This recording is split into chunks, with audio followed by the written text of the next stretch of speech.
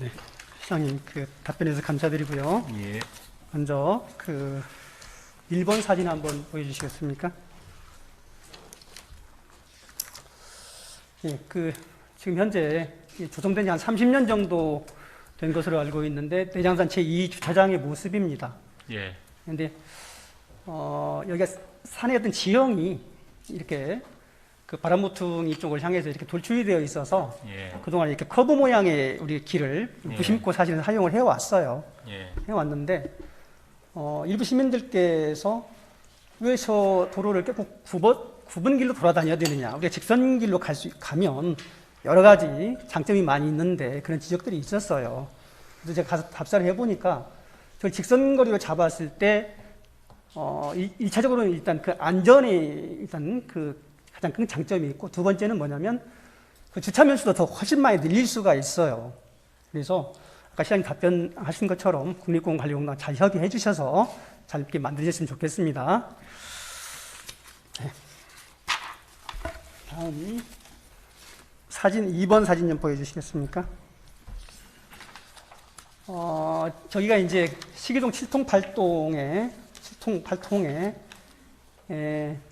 지금 현재 청년주택, 청년 챌린지샵이 들어있는 그곳인데, 문제는 이제 이게 약 한 20년 전에 농업용수를 쓰기 위해서 농수로 박스가 쭉 이렇게 매설이 되어 있습니다. 크기는 약 가로 한 2m 정도 되고 높이가 한 1.5m 되는 상당히 대형 농수로 박스인데, 이게 있다 보니까 이제 도시가스라든지 오수관이라든지 이게 설치가 어려운 거예요, 사실은.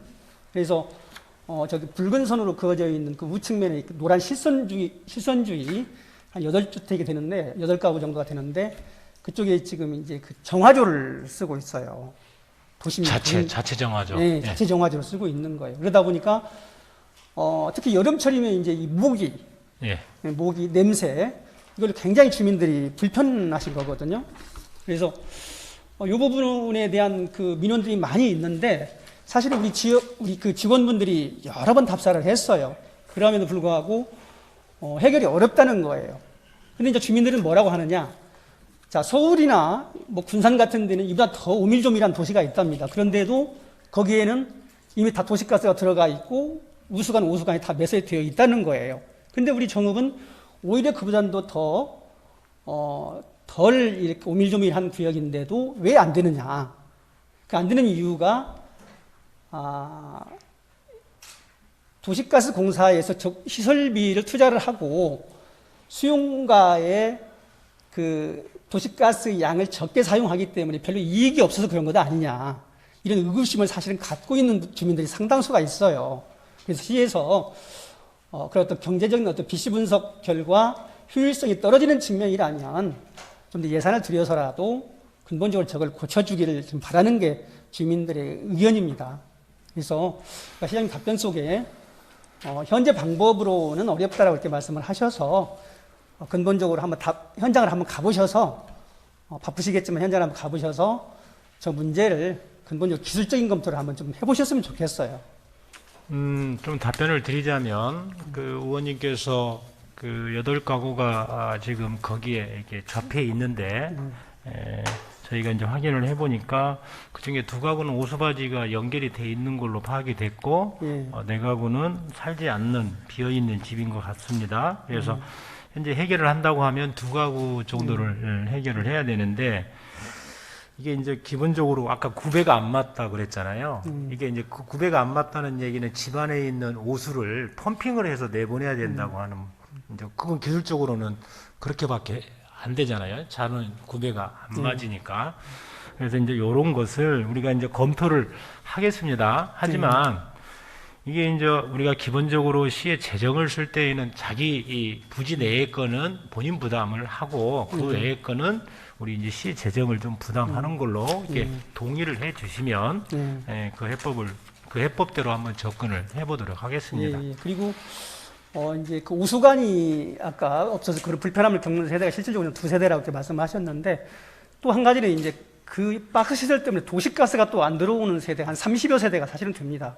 시골로 말하면 큰 하나의 마을 정도 해당이 되는데, 이게 이제 시내의 한 도심에서 도시가스가 안 들어온다고 하니까 이제 거기에 사시는 분들은 굉장히 소외감을 느끼는 거예요.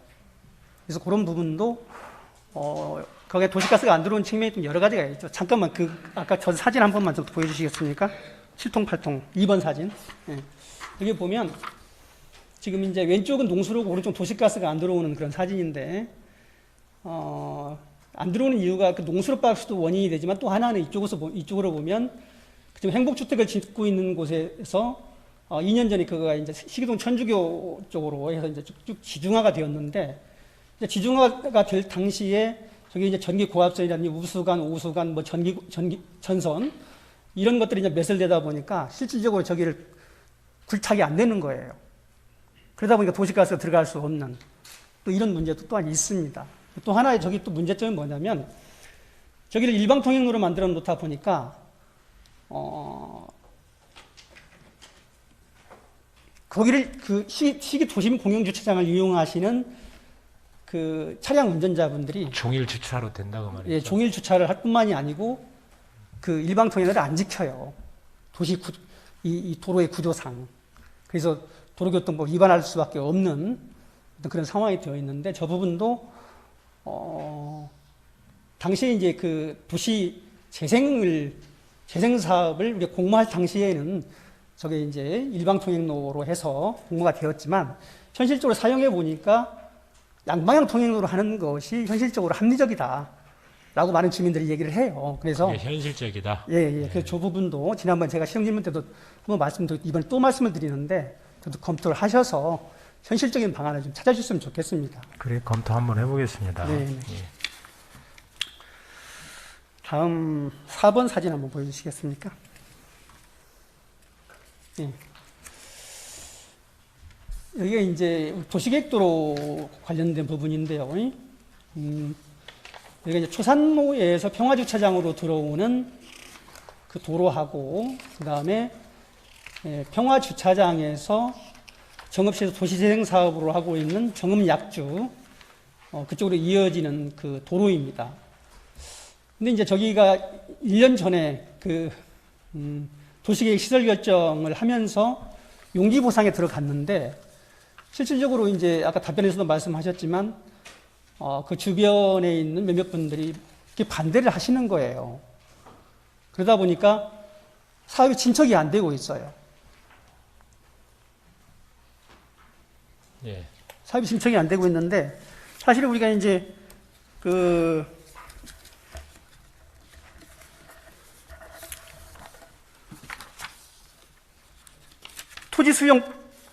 토지보상법, 공익사업을 위한 토지 등의 취득 및 보상에 관한 법률을 이제 지금 토지보상법이라고 약칭 이렇게 하는데, 거기에 보면, 협의 취득을 하기 위해서 노력을 하다가 사업 인정 고시일로부터 1년이 넘어갔을 때, 그게 협의 취득이 안 되면 재결 수용을 할 수 있도록 되어 있어요. 예. 그럼에도 불구하고, 우리가 그런 행위를 하지 않는다는 거죠. 우리 시에서? 예, 시에서. 그러다 보니까 시민들은 도시계획도가 난다라고는 알고 있고 또 인근 주위가 보상이 되었는데 그 보상이 된 시점부터 2년, 3년이 지나도 도시가 뭐 도로가 뚫어지지 않으니까 늘 불만이 있는 거예요. 도대체 언제 도로가 나느냐. 이해는 합니다. 의원님 말씀을 이해는 하는데, 조건이 성숙이 되고 완성적인 조건을 갖고 있는데 안 한다면 행정이 잘못하는 거지만, 여기에는 지금 시민들 간에 서로 갈등이 존재하는 곳이니 당연히 행정으로서는 양쪽 다 소중한 시민인 만큼 의견을 어느 한쪽에만 일방으로 받을 수는 없지 않겠어요? 그러니까 양쪽 의견을 받아서 좀 조정하는 게 시간이 걸리는 거지, 왜 약속을 했는데 안 들어주냐가 아니고, 그 도로를 개설하고자 하는데 민간과 시민과의 갈등이 조정이 안 돼서 그 시간이 조금 필요하니까 해당 민원인에게는 좀 행정에 대한 그 어려움을 제가 충분히 공감을 해요. 공감을 하는데, 적어도 그 용지보상이나 지장물 보상을 하고 나서 2, 3년이 경과가 되어도 도로 개설을 하지 않는다라고 하는 것은 예산의 효율성 면이라든지 아니면 주민들의 어떤 그 도시계획도로 개설에 대한 기대 효과, 그런 것들이 많이 반감이 되어서 우리 행정에서 뭔가 필요할 때에는 강한 강제력을 써서라도 이런 공사들이 신속히 진행이 돼야 된다. 그 말씀을 드리고 싶습니다. 뭐 다른 뭐 구간은 그런데 여기만 그러니까 여기 구간은 좀 그런 시민들 간의 갈등을 좀 조정하는 시간이 좀 네. 필요할 것 같습니다. 네, 네. 그렇게 좀 해주시고요.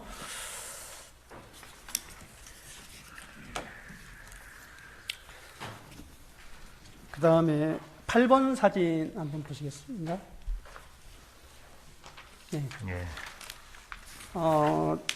저희가 이제 우리 천변로에 지중화 사업을 하면서 인도 위에다가 그 변압기 박스를 설치한 곳들입니다. 예. 네, 이게 이제 저게 20년 전만 해도 사실은 이제 우리 교통 약자들에 대한 그 행정의 어떤 보호 부분이 상당히 미약했죠. 그래서 다리가 불편하신 분들이 전동 스쿠터를 타거나 뭐 이런 어떤 시설 기계들이 그 당시만 해도 없었기 때문에 소위 인도 위를 자유롭게 걸을 수 있는 분들이 인도를 걸었기 때문에 크게 불편함을 사실 못 느끼고 이렇게 우리가 이렇게 20여 년의 시간을 흘러왔는데 지금은 이 교통 약자들에 대한 보호 부분이 행정에서 굉장히 강화되는 쪽으로 가고 있지 않습니까? 근데 이제 시설이 저렇게 되어 있다 보니까 이분들 전동 스쿠터를 끌고 가다가 다시 차도 위로 내려와야 돼서 내려와서 다시 올라가고 하는 이렇게 돼야 되는 상황이 될 수밖에 없는 구조로 되어 있어요. 예. 그래서 지난번에 우리 건설과장께서 또 직접 그 한전을 방문하셔가지고 관련 그 직원분들과 협의를 해서 1차적으로 초산동의 클레오파트라 앞에 있는 것은 우선적으로 이렇게 사업이 진행되는 것 쪽으로 이렇게 방향 가닥을 잡아서 다행이고요. 또 그것뿐만이 아니고 지금 제가 정읍고등학교 뭐 초산동 인근에 있는 여러 가지 시설들인데 결과적으로 저런 시설들도 예산이 좀 들어가더라도 한전과 협의를 해서 근본적으로는 인도 위에는 그야말로 다른 시설물들이 없고 그 인도는 그야말로 인도의 어떤 기능만을 해야 되지 않겠느냐 그런 차원에서 드리는 말씀입니다. 시장님 계속 저걸 지속적으로 관심을 가져주시겠습니까? 관심을 갖겠습니다. 네, 네. 예. 관심을 갖고 이렇게 잘 해주셨으면 좋겠습니다.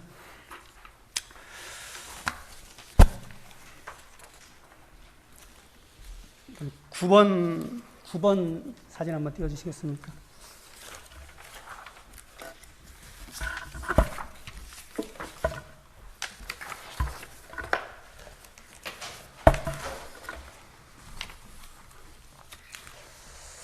예, 저게 이제 한번 사진 한번 자세히 보시게요. 이제 글자가 뒤에 있는 분들 잘 안 보이실 텐데,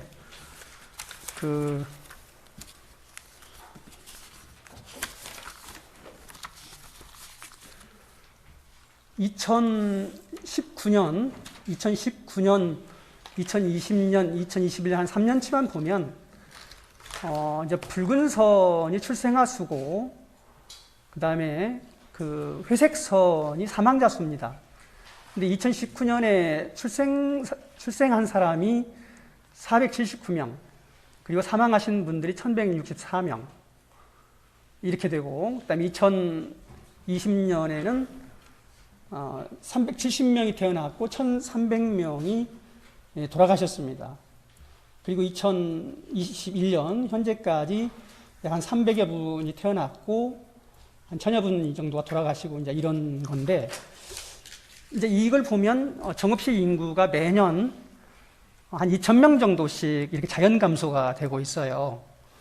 이제 이렇다고 본다면 현재 10만 한 6,000명 정도가 정읍시 인구인데 매년 2,000명씩 줄어든다는 걸 가정했을 때 약 한 3년 내지 4년 후면 정읍시 인구가 10만 명 아래로 내려갈 가능성도 이렇게 있습니다. 그렇지 않습니까? 그러겠죠. 예. 다음 사진 한 번만 보여주시겠어요?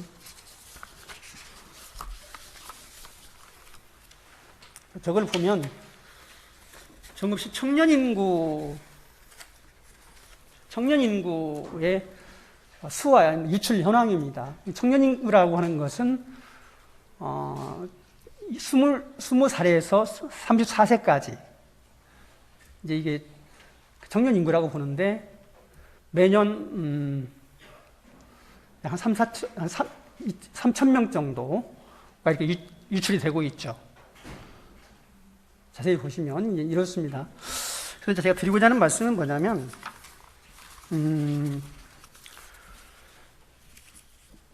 금년도에 정읍시에서 인구정책 수립 연구 용역을 했어요. 왜 했냐면 그 인구의 감소 부분도 대응을 해야 되지만 중요한 것은 이 청년 인구들이 많이 유출될 수밖에 없는 구조에 있기 때문에 어떻게 하면 이 청년 인구들이 정읍에 정착해서 살 수 있을 것인가, 그에 대한 대책은 무엇인지 또 방법은 무엇인지 그걸 한번 찾아보기 위해서 용역을 했을 것으로 저는 알고 있어요. 그리고 용역 보고서에 보면은 청년 인구들에 대한 그 일자리 창출이 사실은 크게 이렇게 반영이 안 되어 있어요. 여기 내용을 보면 국민연금관리공단 연수원, 그다음에 제2비금융그룹 통합연수원, 한국전기안전공사 교육원 등 3개 대형 연수원을 유치해가지고 한 120명의 문화관광 일자리를 창출을 하겠다. 또 내장산 국립공원 일대에 리조트, 또 관광호텔 등의 투자 유치를 통해서 한 100여 명 정도의 청년 일자리를 만들어내겠다. 즉 다시 말씀드리면 주로 서비스업 중심의 일자리를 이렇게 만드는 것으로 이렇게 되어 있어요. 그리고 그 다음에 또 보면 지금 시기동에 이제 그 청년 메이커 센터가 있다가 지금 수성동으로 옮겨졌는데 그 수제화를 그 만드는 기술을 습득을 해서 이 청년들이 창업을 했을 때 업체당 뭐 1,000만 원에서 한 5천만 원 정도까지 이렇게 지원을 하는 이런 정도. 그러면 과연 이게 수제화로 해서 정읍에서 창업할 수 있는, 물론 정읍을 벗어나서도 창업을 할 수는 있죠. 이런 청년의 수가 얼마나 될 수 있을지 그렇게 본다면 1년에 몇천 명씩 청년 인구가 빠져나가는데 정작 정읍에서 만들어지는 청년에 대한 일자리에 대한 대책은 상당히 미미하다. 그래서 그 부분에 대한 것들이 좀 더 우리가 많이 고민이 있어야 되지 않겠는가. 그래서 제가 시장님께 그걸 한번 여쭤보겠습니다. 그거는 의원님 스스로도 관계 인구의 중요성은 이미 아까 말씀하셨잖아요. 예? 그러니까 이게 이제 정읍의 문제는 그 인구 관련해서 노령화가 심각히 진행된다 하는 거고, 그 다음에 인구가 감소한다. 이게 큰 틀 두 개로 분석을 해보시면 되고요. 노령 인구가 는다 하는 것은 베이비 세대가 65세까지 진입하는 약 27년도, 28년도까지는 노령화의 비율은 진행될 수밖에 없는 구조라고 보고요. 다만 우리가 인구를 유지하거나 지키거나 하는 것에 가장 중심적으로 해야 될 것은 청년을 지키는 일입니다. 청년을 지키는 일인데, 아시는 것처럼 청년은 일자리가 있다고 해서 꼭 존재하지는, 여기에 거주하지는 않는다는 거예요. 거기에는 뭐냐면 자기가 하고 싶은 일이 있느냐 없느냐를 보는 거죠. 일자리의 총량 가지고는 이미 정읍은 인구가 더 늘어야 되는 구조를 갖고 있습니다. 왜 그러냐면 기업들의 고용 형태를 보고 그 고용된 직원들의 거주지를 분석해 보면 절반 이상이 전주 광주에서 출퇴근을 하는 구조예요. 그러니까 우리의 일자리가 부족해서 청년이 나간다 하는 걸로 분석하시면 안 될 것 같고요. 다만 청년들의 일자리 기호 문제를 우리가 청년들이 어떤 일자리를 선호하는지, 지금 세대의 청년들이 어떤 일을 하고 싶어 하는지에 대한 사전 분석을 위해서 그런 일자리를 만드는 것이라고 생각을 합니다. 그러니까 예를 들면 어떤 우리 정읍에도 유명한 뭐 좀 잘 알려진 중앙의 큰 그룹에 또 있지만 거기에 대부분의 일자리가 현장 일자리예요. 사무 일자리는 그렇게 많지 않습니다. 그러니까 그런 이제 현장 일자리가 과연 내가 가서 하고 싶은 일이냐 하는 것은 또 성질이 좀 다르리라 생각해요. 그래서 저희가 청년 인구들에게 쉽게 빠르게 그리고 기호에 어느 정도 부합하는 일자리라면 서비스 관련 3차 산업 분야의 일자리가 친구 청년층에 있는 사람들의 기호에도 맞고 우리 이 정읍의 미래로도 봐서도 바람직한 방향이 아닐까 하는 고민에서 아까 의원님이 말씀하신 연수원이라든가 호텔이라든가 또는 뭐 카페라든가 또는 관광하고 관련되어 있는 여러 일자리들이 우선적으로 검토되고 있는 겁니다. 그게 일자리의 전부여서도 아니 되지만 또 그것이 최종적으로 해답이 될 수는 없지요. 하지만 짧은 시간 안에 급격한 인구의 유출을 예방할 수 있는 것은 3차 산업에 조금은 치중하는 것이 해답이 될 수 있겠다. 그렇게 해서 우리가 이제 그쪽에 초반 집중을 하고 있다고 이해해 주시면 좋을 것 같습니다. 예, 그렇게 이해를 하겠습니다.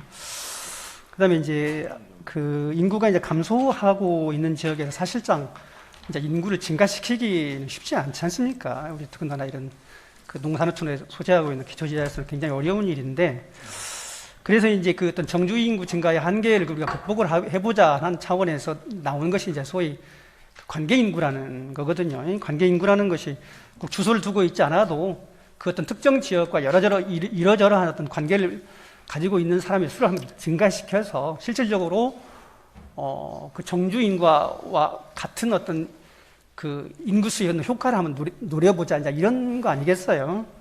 그래서 제가 여러 차례 이렇게 말씀을 드렸는데, 우리 정읍에 보면은 그 출향인들이 많이 계시지 않습니까? 정읍이 1965년도에 최고 인구가 많았을 때 한 28만 명 정도가 되었고, 지금 현재 한 11만 명 정도가 된다면, 산술적으로 계산했을 때 한 17만 명 정도가 돌아가시지 않았다는 전제하에서 17만 명 정도가 이렇게 외지에 가서 계시고 있지 않습니까? 그분들에 대한, 그분들의 어떤 후손분들이라든지 뭐 이런 분들까지 하면 굉장히 많죠, 사실은. 그래서 이런 분들의 어떤 역량을 우리가 잘 활용해야만이 앞으로 이게 인구가 줄어들므로써 어떤 시세가 축소되는 그 영역을 우리가 극복해낼 수 있지 않을까. 그래서 제가 여러 차례 그 오은 발언이나 또 뭐 여러 가지 기고문이나 이런 글들을 통해서 정말 명예의 전당을 한번 이렇게 건립을 해보자. 그래서 이 명예의 전당이 단순히 어떤 사람이 훌륭한 사람이니까 이분을 좀 정읍에 기여보자, 이런 차원에서 벗어나서 현재 우리가 정읍의 출신으로서 여러 분야에서 성공적인 삶을 사시는 분들이 계시지 않습니까? 우리가 그분들의 역량, 즉 뭐 재력이라든지 아니면 어떤 사회적인 어떤 인적 네트워크라든지 이런 어떤 역량을 우리가 활용해 본다면 현재 우리 정읍시가 가지고 있는 어떤 재원의 어떤 한계들을 우리가 잘 극복해낼 수 있다, 선용을 할 수가 있다. 그런 차원에서 제가 명예전당 건립을 이렇게 적극적으로 주장을 했었던 것이거든요. 그래서 시장님께서 잘 검토를 하셔서 이것도 한번 해보시겠다라고 말씀을 하셔서 저는 굉장히 긍정적으로 받아들입니다. 그래서 이제 지금 인구가 계속 줄고 있고 또 인구가 줄다 보니까 지역이 또 소멸 도시로 자꾸 이렇게 가고 있어서 지금 초산동에 호남 우도노화 전수관이 내장 저수지 밑에 이제 그 복합 무형문화 전수관 쪽으로 이렇게 이전을 하지 않습니까?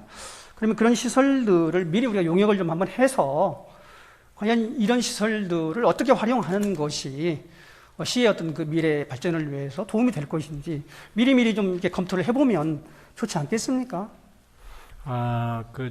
무형문화 복합전수관은 여러 후보지를 우리가 이제 그 검토를 했었어요. 그냥 뭐 일방적으로 정해진 장소가 아니고 여러 후보지를 복수로 검토를 해서 용역을 거치고 그렇게 해서 최종 유력 후보지로 1순위로 정해져서 진행한 거고, 또 그것이 유치됐을 때 지역 인근에 있는 지역 주민들의 소음, 불편 이런 것까지도 다 용역을 통해서 검토를 해서 최종 정해진 것이어서, 요즘 이제 보니까 이런 것 같습니다.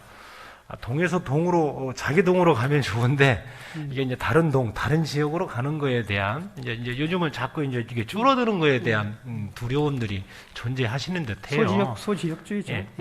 줄어드는 거. 하여튼 잘 검토를 해주셨으면 좋겠습니다. 그래요. 그다음에 그 정읍사공원 그 아양사랑숲 일대가 지금 많이 개발이 되고 있어서 시민분들의 반응을 보면 특히 여름철에 굉장히 그 가족 단위의 그 소위 그 힐링을 하기 위해서 오시는 분들이 많아요.